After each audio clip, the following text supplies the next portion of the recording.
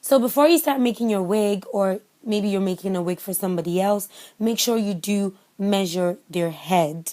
So once you have your head measured, or maybe you're making a wig for somebody else, then you'll be sure of what type of mannequin's head you're going to use. So I'm going to be using this particular mannequin's head because this is the perfect size for the person I'm making the wig for.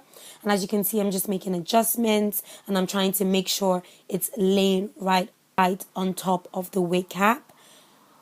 You just make sure you take your time and be very careful when placing the 360 frontal on the mannequin's head and on your wig cap as well.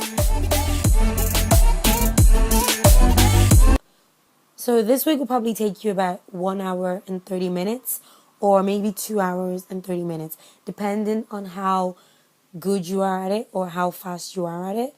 But it's okay, take your time with it. So getting started on this 360-degree frontal, as you can see, the excess lace in the middle, I am sewing it down. You don't really have to do this, but I just don't really like the way it's standing up. So I'm making sure I sew it down just to give it that neat feel. And as you can see at the back, I didn't need to sew it down.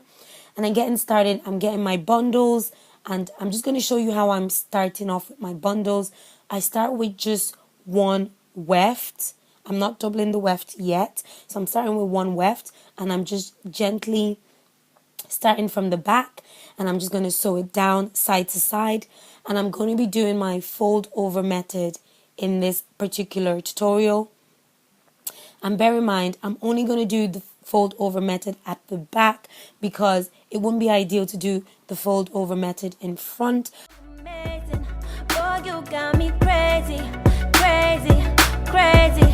Boy, you got me crazy. Boy, you're so amazing. You got me crazy, crazy, crazy. Through the rain, through the pain, we go harder, we go harder. Got no one else to blame,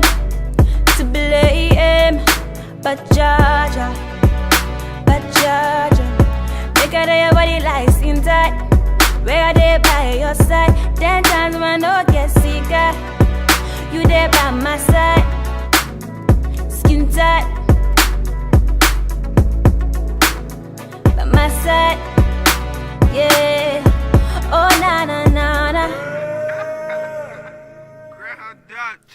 Love to love ya. Love to love ya. And as you can see, I'm showing you one more time on the fold over method. So you fold over your bundles, you go in between the folded area, and you literally sew it down with your needle. And that's it. But do this very close to each other and very neatly so you don't have any bumps.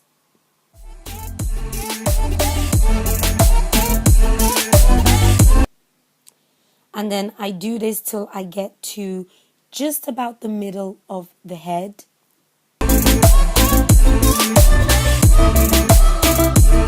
So once I'm done the fold over method, I now reach the top. So I'm going to start doubling the weft. But this is one thing I don't want you guys to do. As you can see, I'm doubling it from the very start. The one thing I want to show you not to do is folding it over from the very start. So once you fold it over and start sewing it down from the very start, this is the wrong thing to do. And the reason why is that once you have your hair in a ponytail, you would kind of feel the bumps when you're kind of putting your hands through your hair, and you don't want this to happen. So this is the wrong way to do it. Now, the right way to do it is you start with a single weft. So once you have about 4 stitches down, then you get the rest of the weft and you double it, and then you start sewing it down. So the very start, you don't double it, but when you have 4 stitches or 5 stitches down, get your double bundles and then double it. So you kind of have that thickness in the middle, but it's not starting from the very start of your lace frontal, because this is going to make it very bumpy and not smooth. I hope you understand what I'm saying, guys. And if you have a question, let me know. If you're unclear about anything, please do let me know in the comments down below.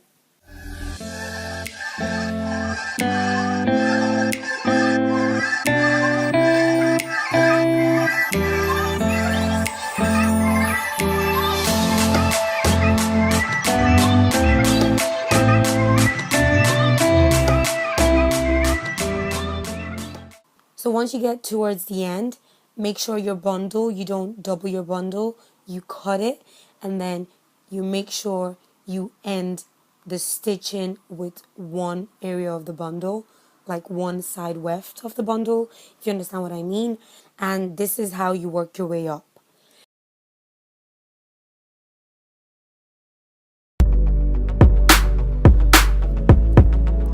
Oh na na na, yeah.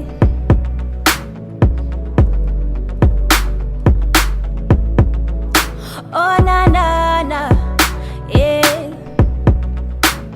I've been following this nigga, I've been following him, that's a lie.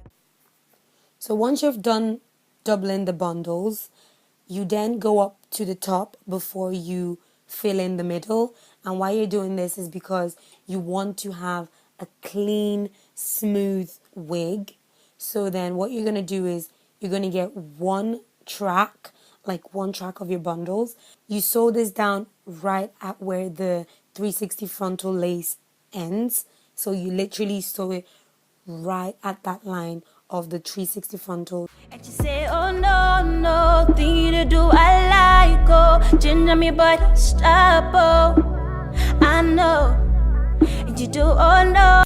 And then after you do this very neatly, and you do this neatly and gently, you take your time. And after you do this, then you make sure you fill in the gap we already made.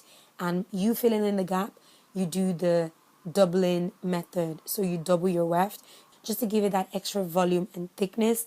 You don't have to do this if you want your hair to be quite thin, but this particular wig, we wanted it to be very full. So yeah, that's done, and we can see everything is looking well. We have no bumps. No thing to do, I like, oh.